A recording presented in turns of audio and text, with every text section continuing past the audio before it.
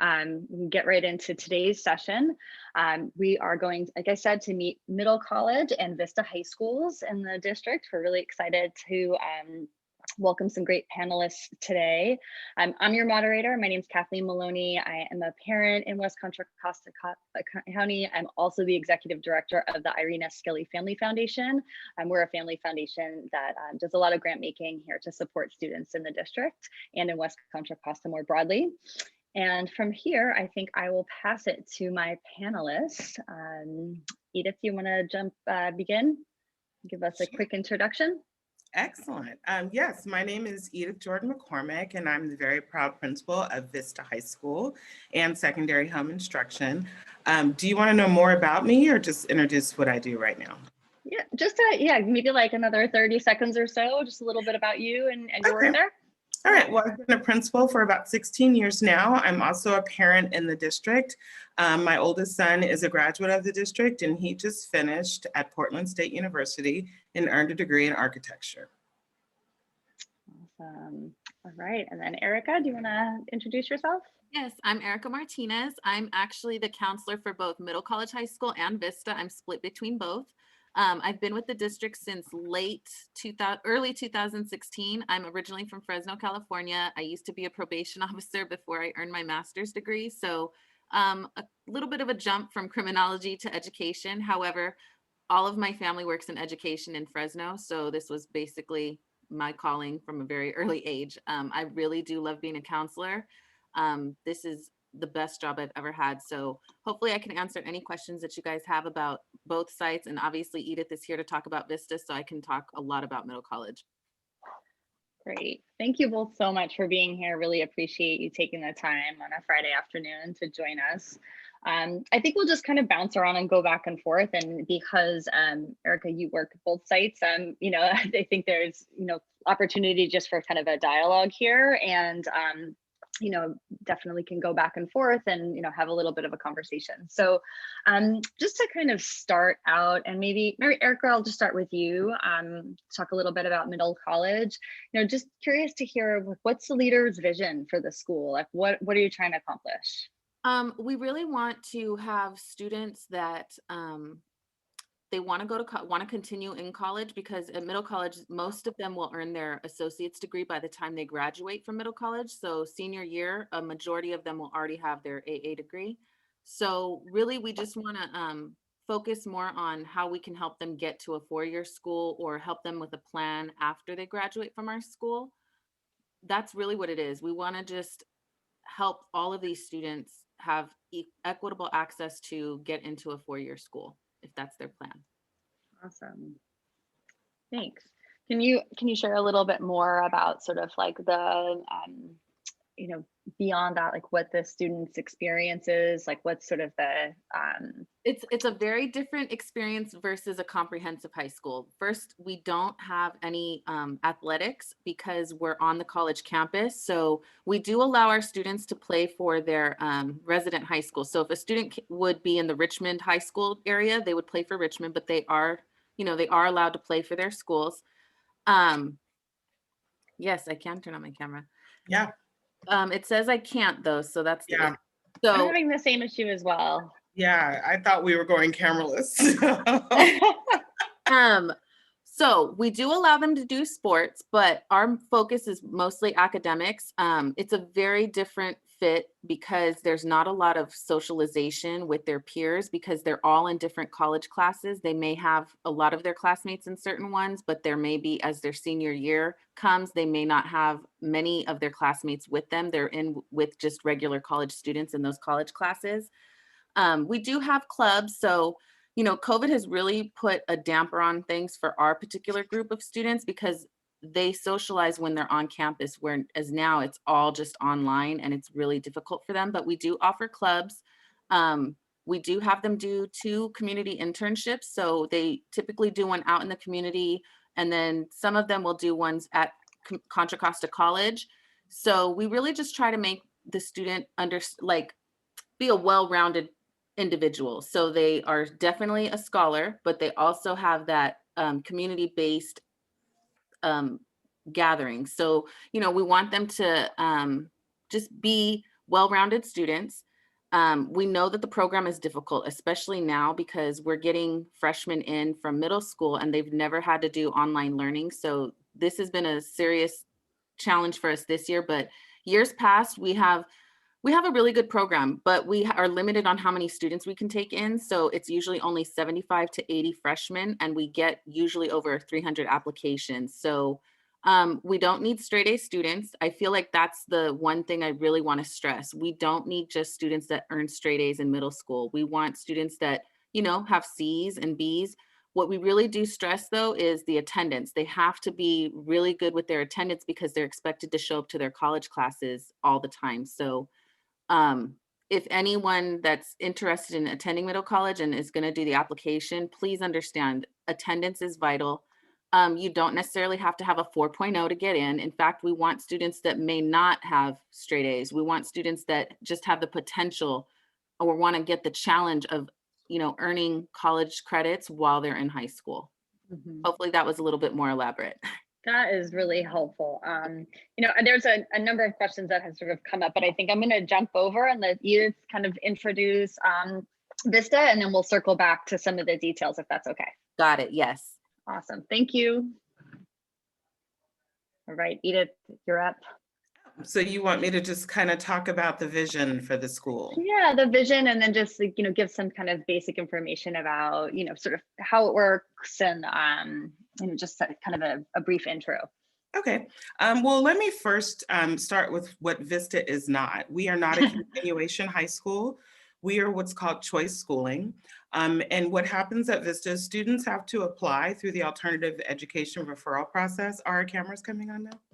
Oh, yay. Hey, Hi, everybody. Good to see you guys. Like I said, we are not a continuation. We are a choice school. And we are a school that our primary goal is to give school to kids the way they need it. If you look at our website, our motto is Vista High School, where learning happens your way. Our primary vehicle of academics is through independent studies, but what I want to say is independent studies is not what we like to think it is. I get, you know, when I first went to Vista, I didn't know what independent studies was at all. And I was one of those people that believed it was like, oh, you just give kids work and that's it. It's not. It actually is a facilitative side-by-side approach that's very relational. And it works really well for students who want to have that one-on-one connection with an adult. My favorite thing about Vista High School, and Ms. Martinez can co-sign this one for me, is that every student on that campus can tell you who their person is. And because of that, we specialize in really small, unique learning environments where our classes don't go more than 20. 20 is a big class, it's huge. 15 is ultimately our goal. Sometimes we sit around 10. We are A to G, our courses are A to G compliant, and kids do go to college from Vista. I have one of my I call my students unicorns because we're magical.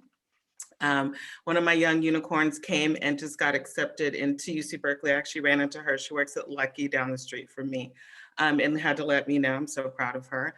But I would say the biggest thing about Vista is that it's had a lot of changes and iterations over the years. But as we stand right now, we're choice schooling. So again, kids apply. And what does that mean? That means that we have so many different types of students. And I'm really proud to say that because I can't really say a rhyme or reason of like, well, it's this type of kid and this type of kid. It's really about the type of learning that you want. And what our biggest strength is that we wrap up school and we hand it back to you either in large doses or small doses or however you want to have it. We have some of the same capacities as middle college, which is why we share a counselor. And that our kids can concurrently enroll as well. But the difference between middle college is that at Vista, we control the pace. And so if a student's not ready for that, then they don't have to. If they are ready, then they can. In terms of how many students I serve, when we're full, depending on the year. So full is about 160. So we are a super small, very cute 7 to 12 middle/high school, really safe environment. So full is about 160. When I'm pushing it and people are feeling it and kids keep applying and they want us, we will go to about 172. But overall, our biggest gift, and I would say the thing that our kids leave with and what our vision is for them, is that by the time they leave Vista, you should have an idea of where you want to go, either college and or career. We understand at Vista High School that every student doesn't want to go to college, but that's, that doesn't mean that they can't be set up. So, in my almost 3 years there, we've had some amazing kids that were really good with automotive. So one kid graduated and went right into an internship with Ford, making about $35 an hour. We had another kid who also took over the auto program at CCC. I think he's still there right now. Um, and again, we have a bunch, our last year, our retired teacher scholarship winner was accepted into 8 of the 9 colleges she applied to. So I would say that I could keep going. But again, our vision and our love is to keep kids happy and to give school in a way that makes sense for them so that when they leave us, they understand who they are as learners so that they can be successful in the next arenas that they adventure into. Great. You kind of helped me get right into some of my next questions. So it's wonderful. Thank you. Yeah. And I think, we've such a small panel, we can just have a really great dialogue here. I'm curious, is there also a waiting list to get into Vista? Sometimes. Okay. So interestingly enough, because everybody in the beginning of the pandemic, we rolled over so well. And we were full at the time, but since everybody's doing school virtually, we're at like a low, but generally the beginning of the 1920 school year, we started off almost full. Right now we do have space. It kind of ebbs and flows. Interestingly enough, some kids want to come to Vista to we use the word stabilize a lot at our school because sometimes things get in the way of learning and kids need to get to a place where they can slow things down and get themselves back centered and focused. And some want to go back to their home schools and graduate from there. We are okay with that. Some graduate with us. And so sometimes we have some in and out. Right now, our current group has been really steady for the last 2 years, but we do have some space, even currently right now, for any students that it's not working in their comprehensive settings. We're still taking applications. That's wonderful. That's great to have such a nice option and to have that flexibility to go back and forth if that's what makes sense for the student. Yes. And so you kind of answered my question around can a student apply, in the, not necessarily at the beginning of 7th grade, but they could apply during their junior or senior year to come in to Vista. I'm wondering if that's also true for middle college, how that might work, given there's an application process, the concurrent enrollment, et cetera. So we're a lot more rigid than Vista because we have an ed plan we have to follow. So I won't say that we won't take juniors and seniors if they apply, but it's a lot harder for them because we have different graduation requirements than the district. So our requirements are a lot more intense. Like they have to have, most of them, the reason that they earn their AA degree is because they've taken at least 2 to 3 college classes every semester. So by the end of senior year, they have it over at least 60 or more. So I won't say that we won't take them as juniors and seniors, but we typically want them to come in as freshmen and sophomores. That way they're more acclimated to the program. They know how things work. Semester 1, like I said, during COVID was really hard for our freshmen right now. But we have plans in place to make sure, we're going to have study groups with students that are in the same classes, have one-on-one tutors, mentorship with the seniors and juniors to the underclassmen. So it's not that we won't take them, but we typically want them to come in early as freshmen and sophomores because, again, our ed plan is so strict as far as what classes they can take and what classes they need to meet our graduation requirements. That's helpful. Thank you. And that's where we're the opposite. And so it's funny that we share a counselor because I've always teased people. I'm like, well, we're kind of the low budget version of middle college. More flexible version. More flexible. Well, and a lot of our students, what we find is that we get kids that like 9th and 10th grade, they were just in the trees. And then they woke up one day and they were like, wait a minute, I want to do this, or this is happening. And so they will come to us and then we are able to either support them with acceleration or just support them through graduation.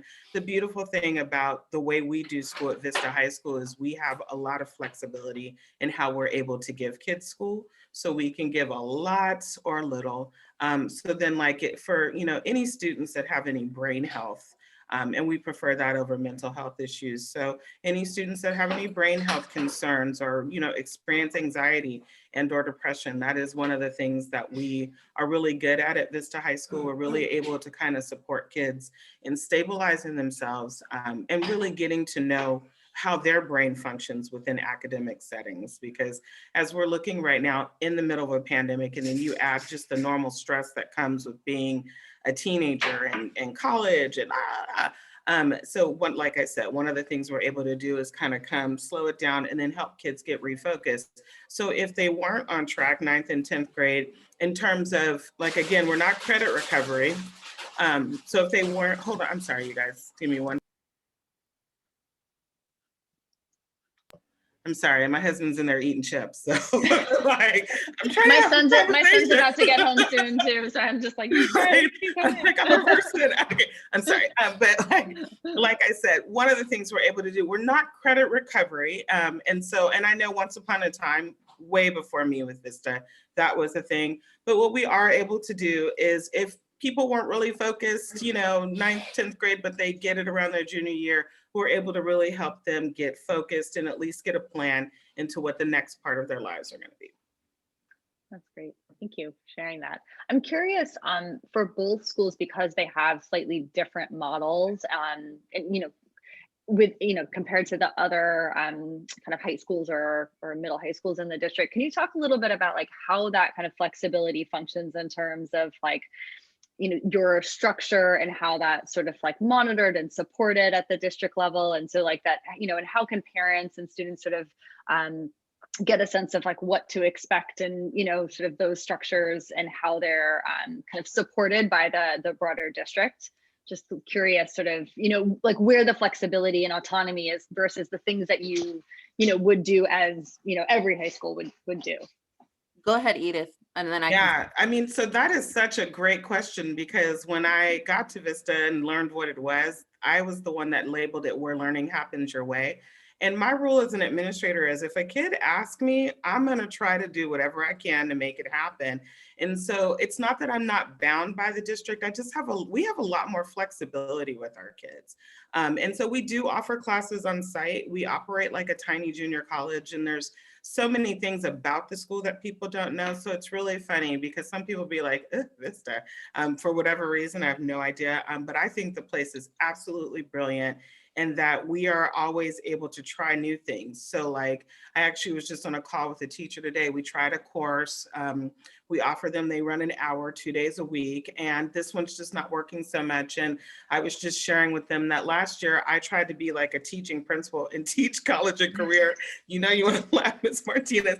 And the thing was, the kids were so sweet to me, but they didn't want to deal with me. And so now we have that same course, and Miss Martinez is teaching it, and it's getting rave reviews. So. Oh, that makes me feel so good, Edith. Thank you for telling me that. Wait, that's good for you and bad for my ego.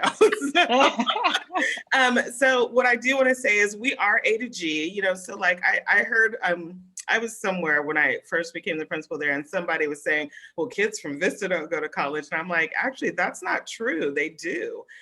They just come in with a choice, and they get to make their choices along the way. And so there's so many different types of students. We have kids that have been with us since the 7th grade, and now they're seniors. And this is the way that they've always done school. And one of the things that comes out of it, which is really amazing, is the self-advocacy piece.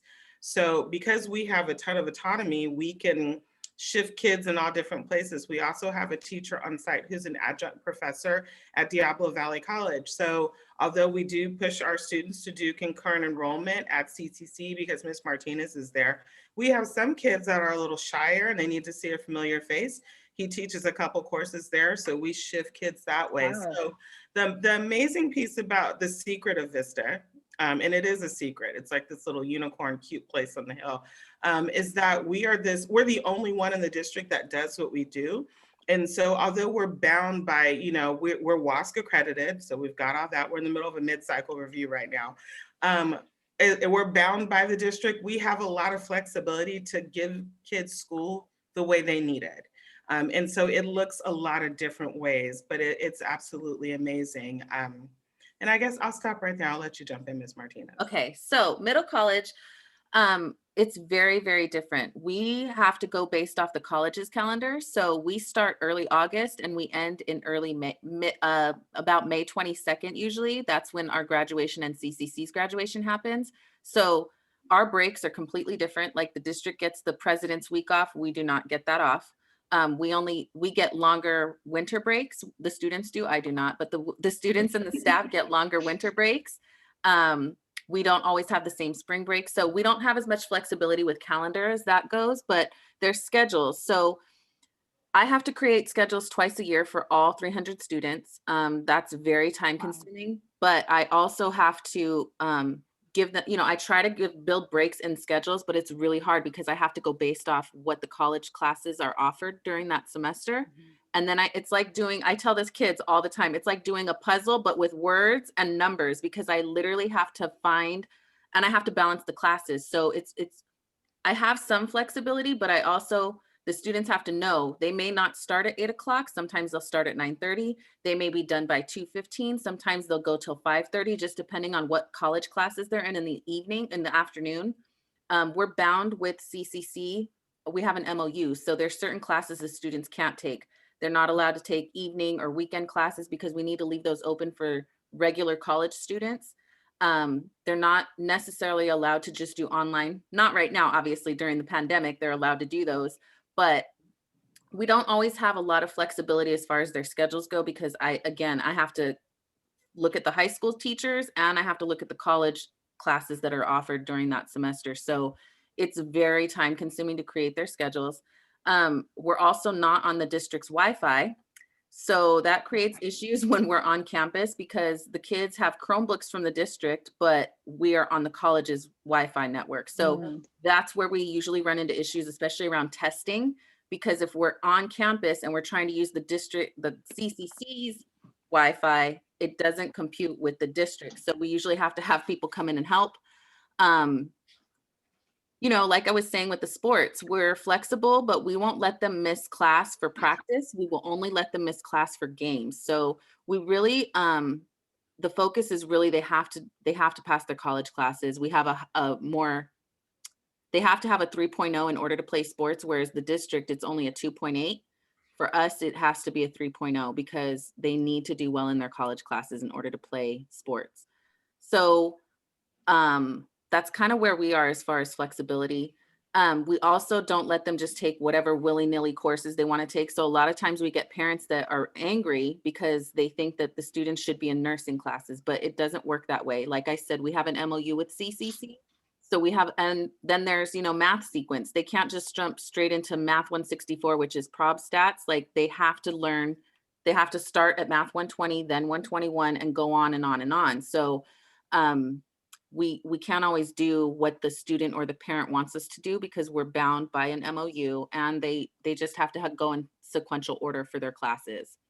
Hopefully that answered the question a little bit. Yeah, that's super helpful. I'm curious, I'm thinking back to my own experience as a ninth grader and some of the ninth graders that I know, and to think about enrolling in a college course at that age seems kind of daunting and challenging. Can you just talk a little bit about the supports that are available? And, I think it kind of leads into this question around like, when, if a student is really challenged by being in this environment or, both in terms of being at middle college with, another group of students that's sort of like similarly excited about their academics and concurrent enrollment, et cetera. And then also being at a college campus, like what are the supports? And then, quite frankly, just are there students for whom it might not be the best fit? And at which point would you determine that? And like, what would it take to get to a place where maybe there would be a decision that, transferring to a different school might be the better approach? Yeah, we've had that happen quite a bit because of the pandemic. So let me talk as if we're not in the pandemic. Okay, yeah, that's helpful. The good thing with middle college is that the students don't just get high school support. So our teachers are great. They offer tutoring Monday, basically every day except Sundays. So I take over Saturday tutoring. I supervise Saturday tutoring.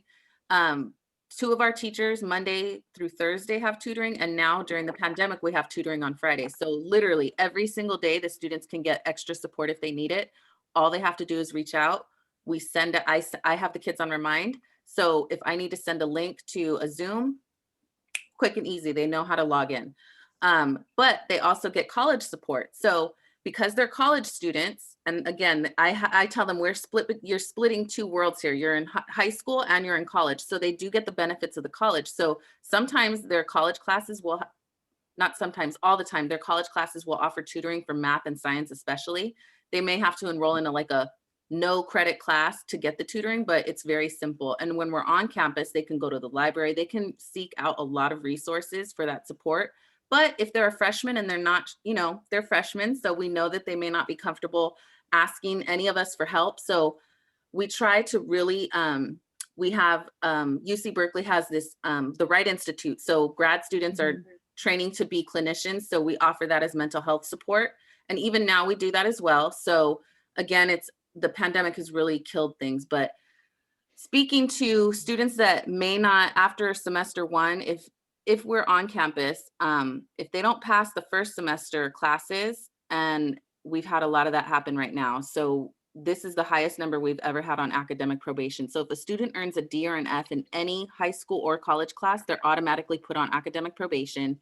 They have to attend mandatory tutoring. They have to meet with the principal. And lately I've been sitting in on those Zoom meetings. So we just want the students to feel comfortable asking for help. And I think that's the biggest challenge, is students really don't want to do it. And so trying to just build that rapport with them online has been pretty difficult for us.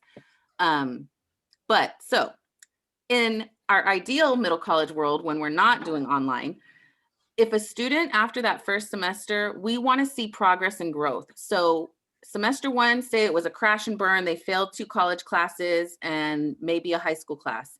We'll sit down with them in an academic probation meeting and tell them, like, we really need to see that you are serious about being here, because it gets harder as you go. It's not going to get any easier. That's why we start them off in kind of easy college classes as freshmen, like counseling 120, speech 120, health.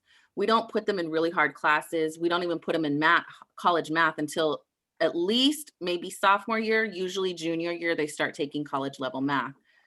If that second semester, when we're in person, if we don't see progress or growth, we will have to kick them back to their resident high school. So that's why the attendance piece is so important, because if they're not showing up to their college classes, they're not learning and they're not staying on top of their assignments. So we really, during the pandemic, we have made the decision to not kick anyone out, because we understand distance learning, especially for the new freshmen, it's very hard for them to get used to this. And the college can't enforce that the instructors have Zoom meetings. So many of the classes that they failed first semester were no Zoom meeting. So the students are having to figure out, basically teach themselves and upload assignments. So we knew that that was going to happen. So we were prepared. So we don't kick them out right away. And that's not our goal. We want students to stay in our program, because we know that it's a benefit to them and a benefit to their parent by saving money, because they don't have to pay the tuition. They don't have to pay for the books. So we really try to work with a student as long as we see some effort, some progress, or they are telling us they want to stay. But at the end of the day, sometimes students just, if they're digging themselves into a hole with the college classes, if they don't pass, it's a detriment to their college transcript. So we can't keep them, because if they fail 4 college classes, it's going to be really hard to keep retaking that class. And some of the students don't pass the class the second time. So that third time, they have to get permission from the college. So to retake the class for the third and final time. So we really try not to boot anyone back to their resident high school, but sometimes it happens. In fact, last year I had one or two that ended up going to Vista because they just couldn't handle middle college. So they ended up being a Vista high school student. So we really, really try not to do that. But if the student, sometimes parents really want their student to be at middle college and it's not the student's choice. So they will fail out on purpose, which really is not a good thing, because those college transcripts are forever. So if they failed a class in freshman year, they end up going to their comprehensive sophomore to senior year. That F or D is still on the college transcript. It does not go away. Even when you retake it, it's still going to show on the transcript, but it'll show that you retook it. But if a student goes to a comprehensive, they're going to have to start all over again when they decide to go to community college. And we're the opposite in that when kids come to us, so we take kids as 7th graders, we don't really offer concurrent enrollment until their freshman year, but there's a readiness factor that we really tend to look for. Because as Ms. Martinez was saying, sometimes parents choose, where I tell parents all the time it's great if you want your kids to go to Vista, but to survive in this type of learning environment, the kids really have to want to be here. And so, although I know some people are fans of that accelerated environment, some kids, it's just way too overwhelming and they have to baby step themselves into it. And that's where we would come in, where, okay, you're here now, let's build this relationship with this adult, let's figure out where you want to go. If you want to do concurrent enrollment, this is what this would look like. And then we go in step by step. And then the opposite piece is that our kids can take courses. If they can get into the class anywhere, they can go into them. So I do have students that have graduated with AAs because they wanted to. They just did it. And we try our best not to hold them back. That's where it's actually, we don't hold them back. That's because learning happens their way. The only difference is, like I said, is that we don't prescribe to the accelerated model, and that readiness factor is huge. Thank you for sharing that. I mean, we've sort of touched on this a little bit, but I do want to ask my official question here, which is, what are some of the unique experiences, characteristics that your students are leaving school with, and how does school culture and discipline policy align to this? And we've already both spoken like really beautifully about like a deep investment in students and their success, but curious sort of to hear a little bit more about like school culture, and then also just sort of discipline and sort of how you approach that, and then how kind of students are then experiencing the environment at your schools. So I'll go, because what makes Vista unique is that kids build their own schedules, so they can play sports wherever their home schools are, and they can put things around. So we currently have a young lady that's a dancer, and she's like a junior Alvin Ailey ballet dancer. So culture and what kids get is really what they're looking for when they come to school with us. We also have a couple kids who are really, one of our young baseball players has been accepted to a bunch of different historic Black colleges, HBCUs. And these are kids that the neat thing about what they leave with is kind of what they wanted to do when they got to us. So I have one young student, one of my unicorns, who is an amazing artist.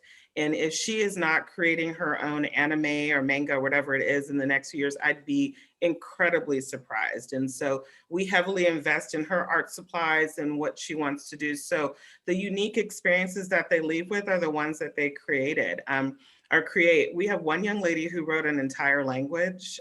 She ended up with a full ride to the University of Pennsylvania. So for us, it's really who are the kids when we get them, which is why I tell people when we're full, we have 160 kids with 160 different stories.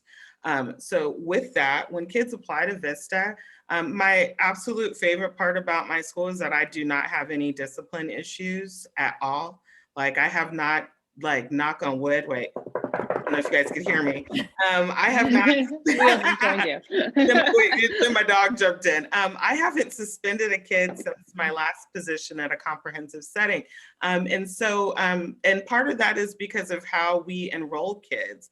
And so when kids come to Vista and they apply, they have to go through an orientation. And in that process, we go over the expectations. So like middle college, if they don't meet what our expectations are, it's a simple sign, and then we send you back to the comprehensives.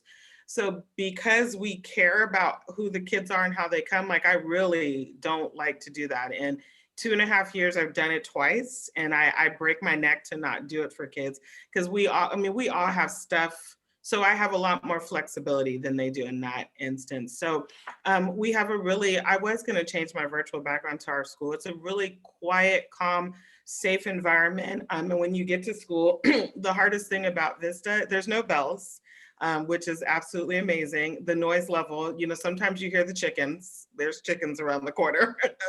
But like when you come to the campus, if you don't know what you're looking for, you'd be like, this is a high school. And it's like, yeah, and you'd be surprised. We move almost 200 kids through here. So our culture and like our discipline, everything is incredibly student-centered at Vista.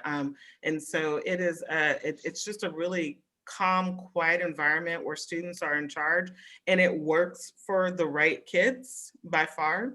And for some kids that it doesn't work for, that's where we try to catch them in the application process.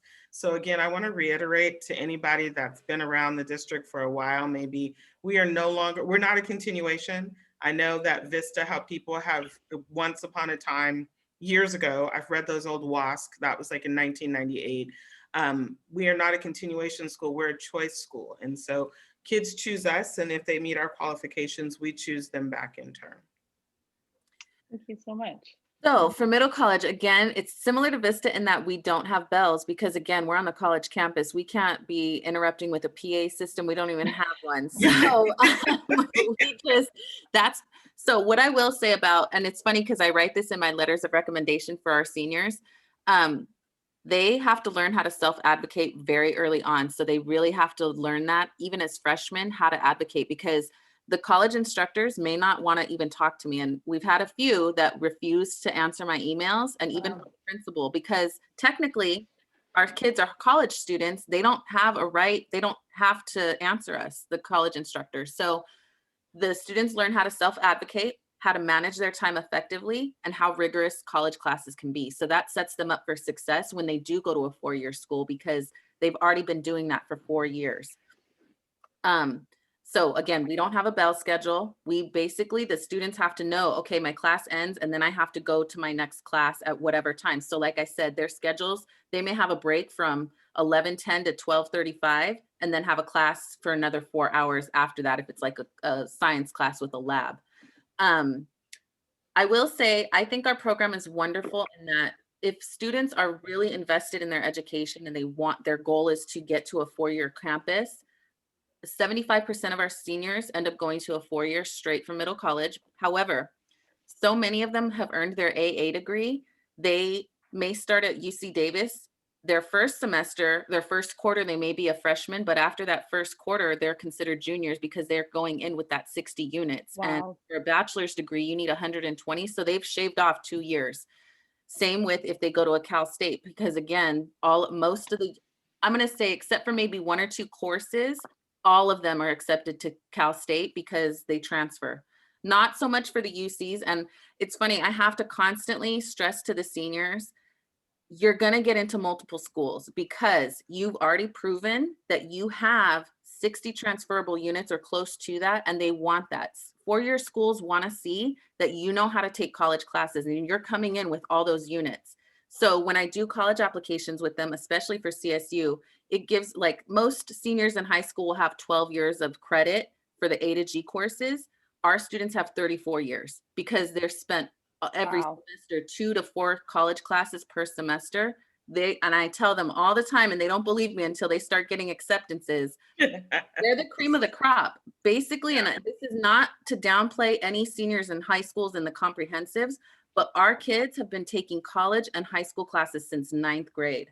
So they are the cream of the crop. So their GPAs, when they have like a 3.5, they think they're a failure. And I'm like, you guys, if I were to send you to a regular high school, you would stand out because you have a high GPA and college credit with you. So please stop thinking that if you don't have a 4.0 that you're not smart and that you're not going to get in.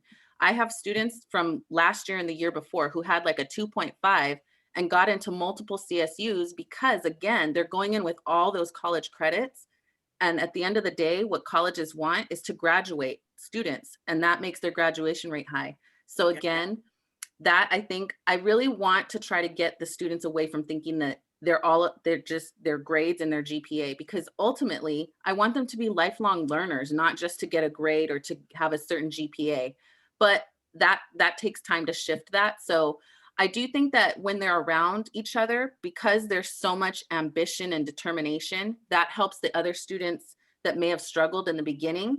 They're now like, oh, all of these other students are like that. I want to be like that too. So a lot of them may struggle that first semester of their first year with us, but after that, they make friends with other students who are just as determined, and that helps boost their self-esteem, and then they're happy to be there. So we really try not to send anyone back if we can possibly help it.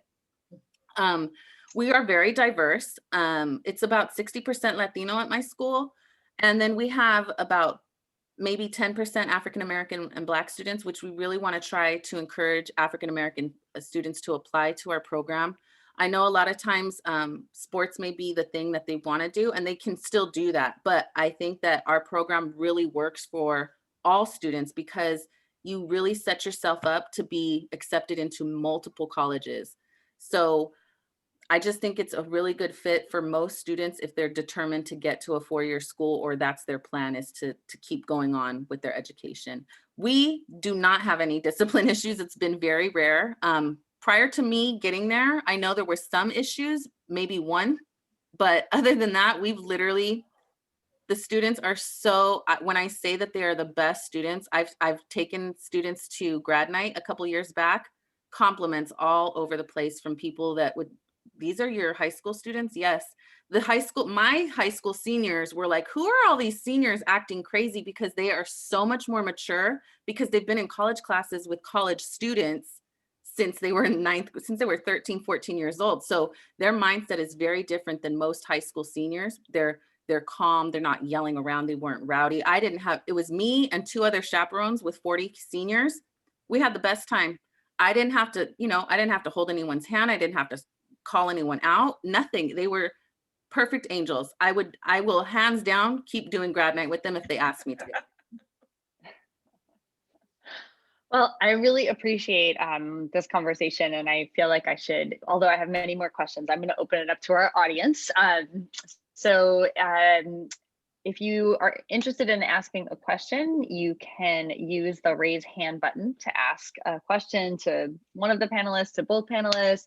You can also type your question into the Q&A section to be read by the moderator. So give it a moment here. I don't know if Miss Sarah Sandu, if we have any questions. I selfishly have questions, so because there's so much brilliance on this panel. I just want to know. Awesome! I'm stoked. This has been great. So for middle college first, I'm curious. You talked a lot in the panel about the relationship that you have with the college. And you actually at one point referenced nursing, which I know is an impacted program at Contra Costa College. So I'm curious, do middle college, high school students actually have priority into impacted classes, or how does that work? Well, not necessarily for nursing. They may see our students after they graduate from middle college and may see them as like, oh, okay, we could take this person because they've already taken so many units, but otherwise, no, we really don't. And this is the beauty of my students at middle college. They create their own clubs. So 2 of my seniors this year started a Future Leaders in Medicine club. So all they do is invite past alumni to come in and talk. If they're a nurse, a doctor, anything in the medical profession, they have them come talk to the rest of the club to talk about their journey, how they got there. Some of them are maybe not from middle college graduates, but just people in the profession. So one of the nurses that was from middle college, she said that CCC has a really good nursing program. And I'm trying to tell my students that, but because a lot of our middle college students have this idea that I cannot stay another year at CCC, they've been there 4 years, they were like, no, I'm not going to do that. And I'm like, okay, I get that, but you also have to look at finances. It's literally one of the best programs in the state. The nursing program. Their nursing program is phenomenal. And has been impacted for years. And I keep trying to tell them this, and I guess when they hear it from me, it doesn't matter. And I literally, you guys, I tell them every year, you're going to get into multiple schools. Please stop worrying. I'm not going to get in. Every year, multiple students get into multiple colleges, and I'm like, so the nursing thing, it's definitely impacted across the state. So they could try to do a private college, but it's like Dominican is about $60,000 a year. Just to do nursing, and I don't want them to go into debt like that just for a nursing degree. So I am in touch with some of my former students who one of them explained to me, she's at San Francisco State, she's already like almost done, but she has to apply to nursing programs now. But she said, even if she had to go get a master's degree for her nursing program, she can do that. So she's not really too discouraged about not getting into a nursing program if she doesn't, because she can just move on to her master's. Awesome. This question is this was on the app and has come up in other panels, and I think it's a good one. So this is to both of you. What are you going to keep from distance learning? Y'all have had to innovate, obviously not the virus, don't keep the virus, but knowing that you've had to innovate during distance learning to support your students and reach families, is there anything you want to keep moving forward once we are back in person and back to, semi-normal lives? Yeah, I'll go first. Because of the unique population we serve, we do want to keep some aspects of online learning for choice. And so one of my awesome teachers has been like killing it with Donors Choose projects because we have so many, we only have so much space. So we're trying to turn our 2 major learning spaces into places where we can also do in-person teaching, but also send that out so that if kids don't want to come in, they could stay in a virtual setting. So the idea would be to be able to be a bit of a hybrid if it fit the right student for us. And then Ms. Martinez, yeah. Sorry, I was answering a question in the chat. Yes. Somebody asked when middle college applications are due. They are due March 21st, 2021. So everything is online. The application has gone live on our website. So even for 8th graders that are applying or 9th graders applying to be sophomores, they need a counselor recommendation, an English teacher recommendation, and a math teacher recommendation. Everything is online, so they don't have to actually get a paper form. It's literally a Google form that will be sent to their teacher. So back to the question, which was, what was the question? I'm so sorry. What are you going to keep Distance from learning. this? Oh, yeah. what am What are you gonna keep So from? I know for me, I'm going to just say, I love meeting with the kids on Zoom because I was able to help about 68 of my 69 seniors apply to UCs, CSUs, and private colleges, and it went quick.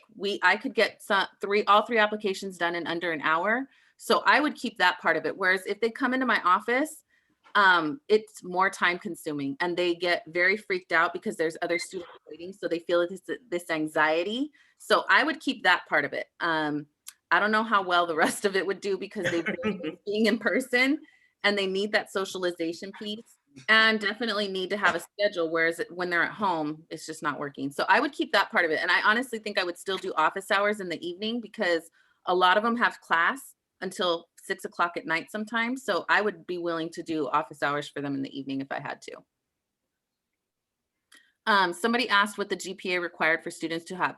There is no GPA requirement. So that's why I was saying, we don't necessarily just want straight A students. That's not the point of the program. It's, does that student have the potential and want that challenge of taking college courses? A lot of times you guys, parents are so dead set, my student needs to go here, but their student may not like this. This may be too much for them. And we don't want students to just fail out on purpose to get out of our school. So we had a couple freshmen this year just decide that this was not a good fit and they went back to their resident school or a different high school because this first semester just killed them. And I don't blame them. It's hard being a college grad. Like, I know college was not easy, and it's not easy for a 9th grader coming in as from middle school and never having to do online learning. So yeah, they don't have a GPA requirement. Just like I said, we really stress attendance because they have to go to their college classes. We do stress to parents in the beginning, please don't plan vacations during the school year because they have to be in class. And if it's online, some of them may have Zoom meetings, some of them may not, but they need to have good Wi-Fi connection if they're going to take a trip somewhere because they have to log in. So hopefully that answered that question. Yes, applications are due March 21st. I'm going to put that in the chat. Thank you. I also have another one that came in, and I'm not sure, Erica, if you answered this previously, but what is the wait list situation? We do not have a wait list and there is no appeals process. So here's how the timeline works. We get applications at the end of March. So March 21st, 2021, they're due. We have a middle college high school teacher read the application, and ideally we would have a CCC instructor or staff person read with the teacher, but because of COVID, we know that that's not possible. So first round would go with middle college teachers, and then it'll get sent to CCC staff, instructors, deans, whoever decides to help us read. And then once they give the go ahead, we have 75 or 80 students, and our office manager will email or mail home a letter, and they have to respond, or we give their spot away if they don't reply to us. So we don't have a wait list. Let's say someone decides last minute before we start in August, oh, I don't want to do this anymore. So that person, and then if we have ones that were just, you know, we have to choose which one we're going to pick, but there is no wait list or appeals process at all. And I will state this right now, me, the counselor, I have no pull. The principal has no pull. The office manager has no pull. We don't make those decisions. It's literally based on the middle college high school teachers and the CCC staff that reads the applications. We have no control. We are out of that whole process. We just take the applications, process them as far as like who goes into what pile, but we have no no order. We have no control over who gets in. It's not on us. Kathleen, you have a question in the Q&A. Yes, I see. There's when do students have to pick a major, and can it be changed? Do they pick So a I'm major? assuming that's for me. Yes, Okay, Erica. so they don't pick a major when they're at middle college. Okay. They pick a major when they're seniors and they're applying to colleges, and that's for Vista as well. So any seniors that are in high school will pick their majors when they're seniors. Freshmen, sophomores, juniors at middle college do not. There's no major per se. They're just earning their AA degree, and most of them will get the associate's degree in math and science because, again, they're taking chemistry 119, physics 110, anthropology 140. They're taking a slew of math classes. So by junior year, every semester, they're taking at least one math class. So they earn that AA degree by passing all those math courses. Thank you. I had a question just in thinking about, we've had lots of conversations in the district around equity and around sort of access to high quality educational experiences in the district. And, I think, we've looked at the data and we know, that there are some pathways that are don't support students in the way that they deserve. I'm just going to be real. And so, because of that, there's going to be some students in our district that won't have experienced school in such a way that would position them to maybe be thinking about college in the way that some other middle college applicants might be thinking about it, or may not have had access to the kind of rigor or the kinds of educational experiences that would maybe prepare them for middle college. And so I'm just curious, like, how, in your opinion, like, does middle college or could middle college like do a different job or is doing a good job at really thinking about this equity piece and creating equitable opportunities for students who may not have had the best experience in our schools, but that would really benefit from being in this environment because there's untapped potential there. And so I'm just curious if you could talk a little bit about that and like how you think about that and how middle college thinks about that. And then also Edith, to you, I'm curious to hear kind of your perspective on sort of this equity piece. So that's the thing, like, that's why I say we don't, when I present to our counselors in the counselors meetings every year, I tell them, I don't want just your straight A 4.0 students. I want students that really are thinking longer term, like they want the challenge of taking college classes, but at the same time, even if they don't get in, and this is what I stress to, because a lot of times we get siblings that apply because their sibling was in or is in our program and we may not take their siblings. So I've had to tell some graduates from our program, like, your brother or sister didn't get in, but if they stay at a comprehensive or any high school, they can take concurrent enrollment just like our Vista students do. And they're not bound to those MOU things that we are. Like, they can take night classes, they can take weekend classes, they can take short-term classes. And when we're not in pandemic times, they can take online courses. Whereas my students are stuck to this rigid ed plan.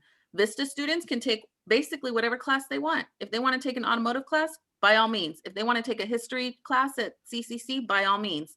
Whereas at middle college, we're so strict on the ed plan. That's what I want to stress to the parents that are listening to this. We have a very strict ed plan we have to follow. And it works because, again, like 80% of our students are going to earn their associate's degree by the time they graduate from us in May of whatever year they're graduating. So I want it to be equitable. And that's why we stress, like, it's not just Latino students that should apply. I want more African-American students in our program for sure, by far. I think it's a really good program. And I feel like if they talk to any of our current African-American students, they would see that it would be a good fit. It's not for everybody. And that's what I want to stress too. This program is hard. It's not easy because, again, they're straddling two worlds, high school and college. And sometimes it can be very overwhelming. So it's really dependent on the student. We don't ever say like, we need just this group to apply. We want everyone to apply. So if they have C's, that's okay. We just want to know that they have that academic potential to actually take on the challenge of doing a college class. And I really feel like if they did give it a try, even, the first semester, it may be hard, but if they pass those college classes, that's a boost to their self-esteem. Like, I did this. And that means the next semester I can do it again. Some semesters may be harder than others. So the struggle for some of my freshmen this year is that I put them in 3 college classes because I had to, and that might have been overwhelming for them. So the second semester, they may only have 2, and it'll be like a typing class and a counseling class. So it's not as difficult to pass those courses, but it is still a lot of work to do because again, so that's the other piece of it too.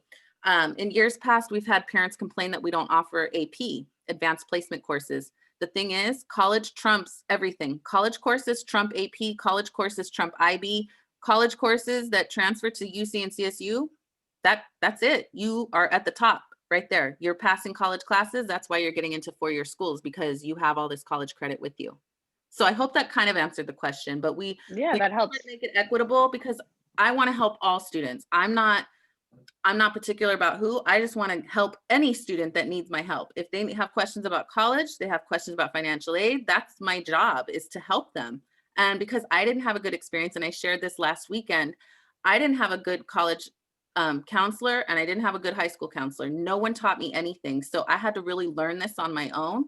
I don't want your kids, parents that are listening, I don't want your students to go through that. I want to help them so that they have a good idea of what to do when they get to a 4-year school. Thanks, Erica. I appreciate that. Your middle college students are really lucky to have you. Thank you. So is Vista, because I love my Vista kids too. Yeah, so wait, to answer that question for Vista, because I think we're like a super overlooked program, and that's totally okay for us. To answer the equity piece, by nature, because of the way we do school, it's incredibly equitable. And so because we don't prescribe to like a system, like school has to be this way, like we build school in a way that's going to work for you. So I would love more Black students, more Latino students. I would love more students to apply to Vista who really want to take a chance to learn what they want to know about themselves, as opposed to like what system they want to conquer. So there's like a both and I get like the way things appeal to people. So I know that we don't have that like super glamour appeal, but and to answer that panelist question, yeah, with both schools, both kids are taking high school and college courses. I think the equity piece for us at Vista is that if you come to us and you don't know what you don't know yet, and we help you figure it out, we're able to see a lot of growth with our students. And so our data tells us that a lot of kids who haven't experienced equitable outcomes do really well with us. The drawback is that some alternative ed places like ours, where people think we're a continuation, aren't really everybody's landing spot. So I'm hoping in moving forward and being on panels like this that we can make the work that we do at Vista more public. If you look at the list of the top teachers in 2020, my teachers hit on number 3. And so we've got an amazing team, an amazing group of people that give their all to their kids. So like I said, in terms of equity, because we're building school the way kids need it individually for them, it's like an out of the park one for us. And because they have access to take, they can go explore things for themselves and figure out what they want to do for themselves, which is a really incredible opportunity for students who are ready for it. That's beautiful. Thank you both so much. I just want to touch on one of the questions. Yes, our students take high school and college classes starting 9th grade, and so junior and senior year get a little bit easier because they may not have as many high school classes, but they have harder college classes. So there's like a trade-off.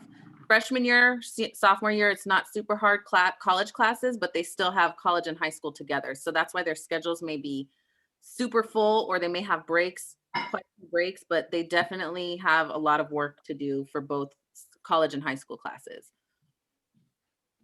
Awesome. Thank you. I just want to know, I mean, I have learned so much just listening to the two of you, and I'm curious, are there any more of these, you know, Eric, I've heard from you, you don't need to be a 4.0 student. Edith, I've heard from you, like, we're not a continuation school. What are there any other, I'm going to call them myths or misunderstandings that you all have the space and the airtime? Like, what do you want to debunk now? Like anything else now that the floor is yours? What anything else come to mind? I guess I'll go first. I think the biggest thing, well, I already said that we're not a continuation, that's old school. I would think the biggest thing I'd want people to understand is that independent studies isn't like we just give kids work and wave them away.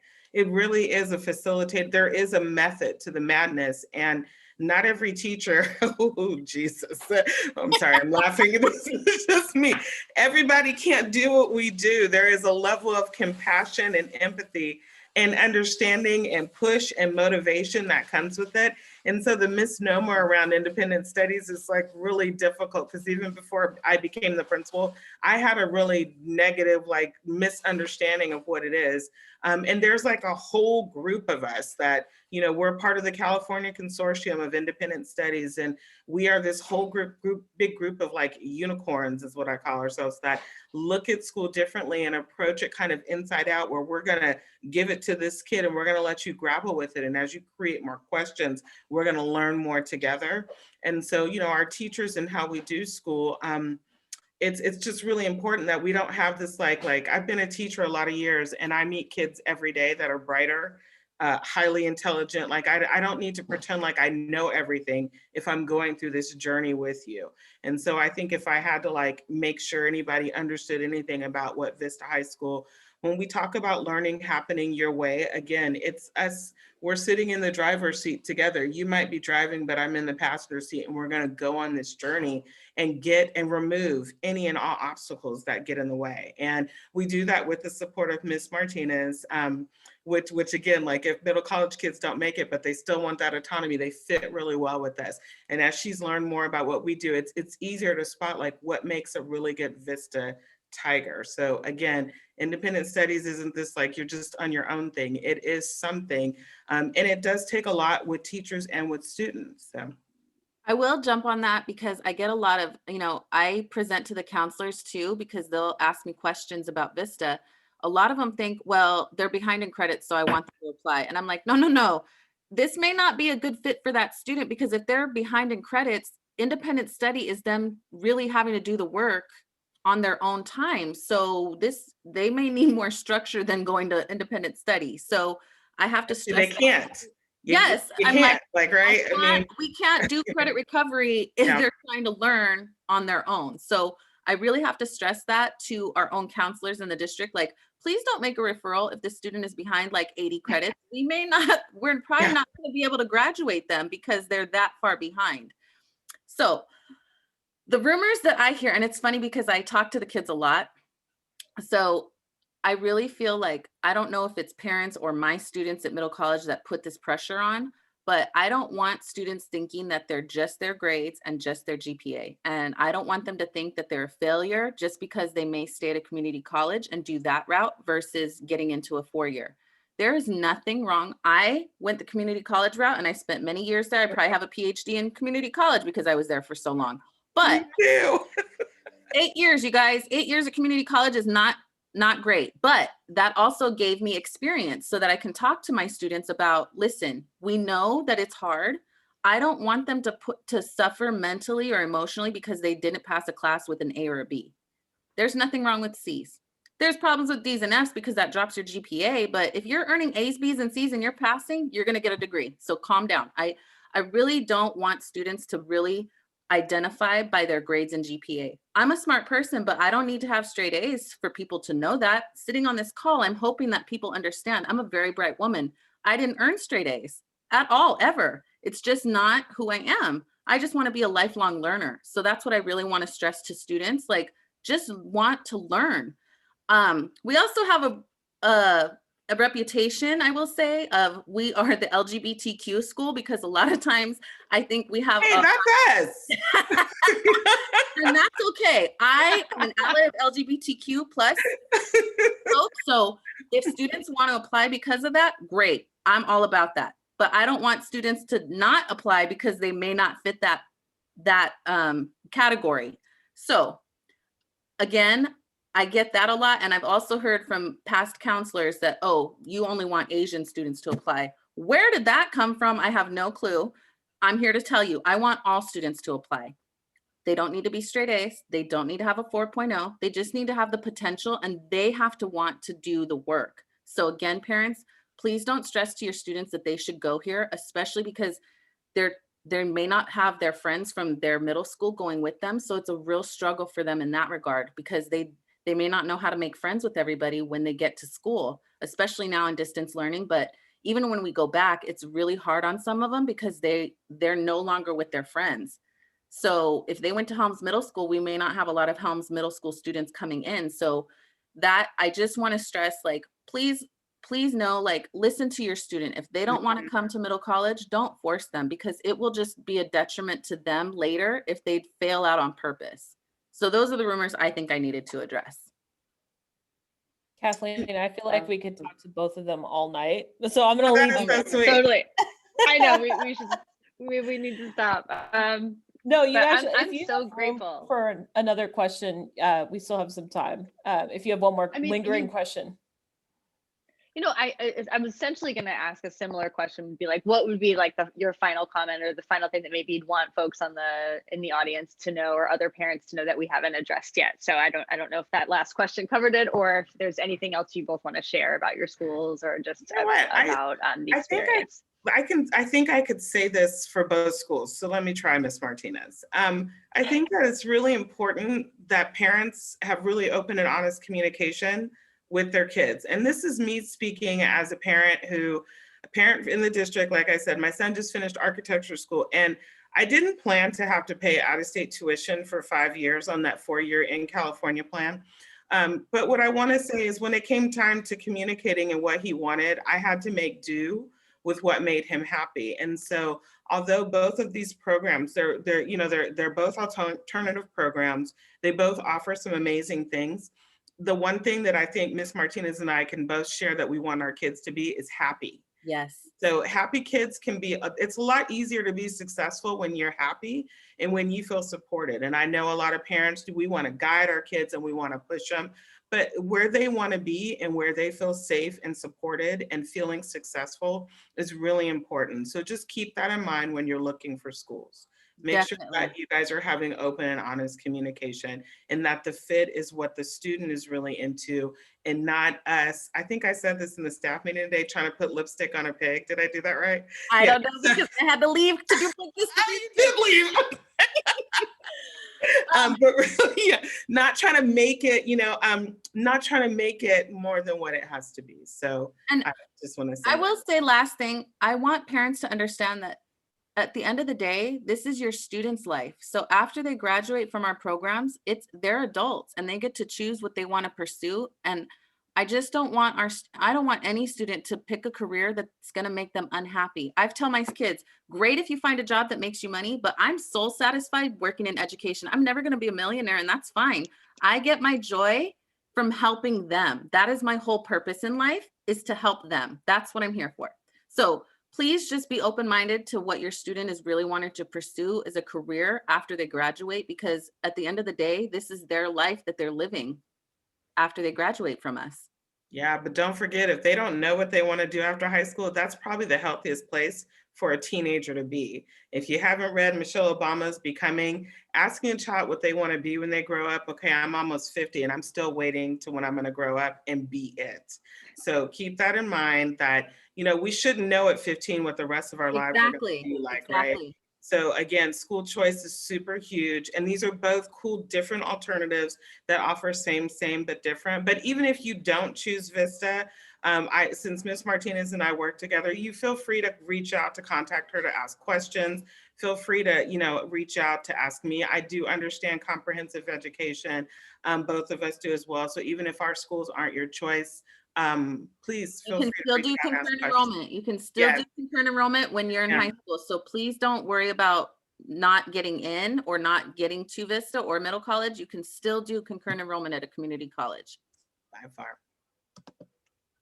Thank you both. Thank you both for your time today, and also just for that very gracious offer to the parent community to be a resource and to be supportive of students, even if they're not, planning to attend either Vista or middle college. So really, so much gratitude to you both. I really enjoyed this conversation. I learned a ton, and I'm definitely, now that I'm out and about in the world, I'm going to be able to share more about these two amazing schools and both of you, and just really appreciative. And